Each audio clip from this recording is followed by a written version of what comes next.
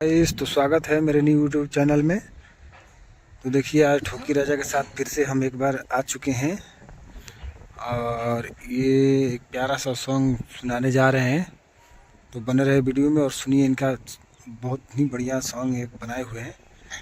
तो चलिए ठोकी राजा जी, हाँ जी, चैनल का नाम बताइए, अपना नाम बताइए और का गाना को शुरू कीजिए। चैनल का नाम ये है कि ढूंढूनी 160 के नाम से चलते हैं। अभी चलेगा, अभी ये चलाएंगे, ठीक है ना। मेरा नाम है न्यू ठोकी राजा सॉन्ग। ये चैनल से गाना गाते हैं और गाएंगे।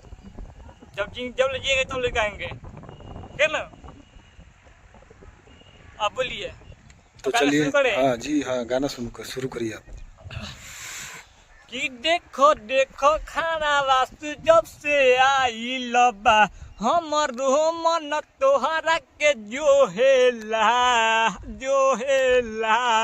हाँ देखो देखो खाना वास्तु जब से आई लबा हमर मन तोहरा के जो हेला कि अब खिचड़ी न मिले जानू चली आई हो लाई चिहुरा कसार लेते तू जई हो कि अब खुशी के महल में जानू चली आई हो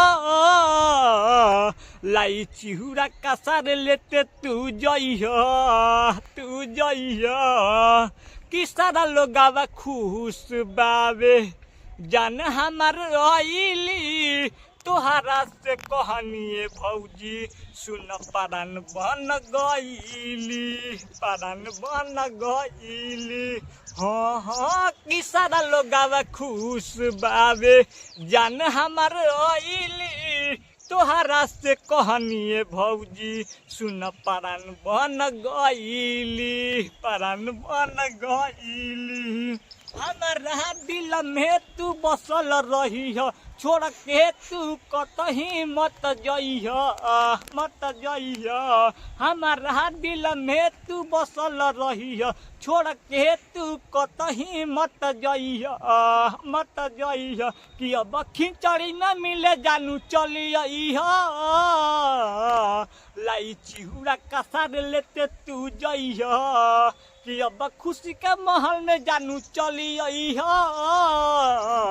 लाई चिहुरा कसार लेते तू जइह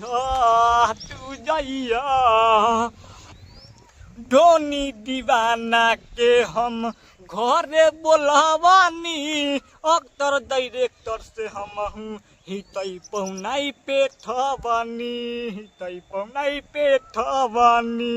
हाँ धोनी दीवाना के हम घरे बोलवानी अक्टर डायरेक्टर से हम हूँ हितई पहुनाई पेठवानी न्यू ठोकी राजा से जवन कहे के बतौन आके कह जई लाई चिहुरा कसार लेते तू जई कि अब खुशी के महल में जानू चली लाई चिहुरा कसार लेते तू जई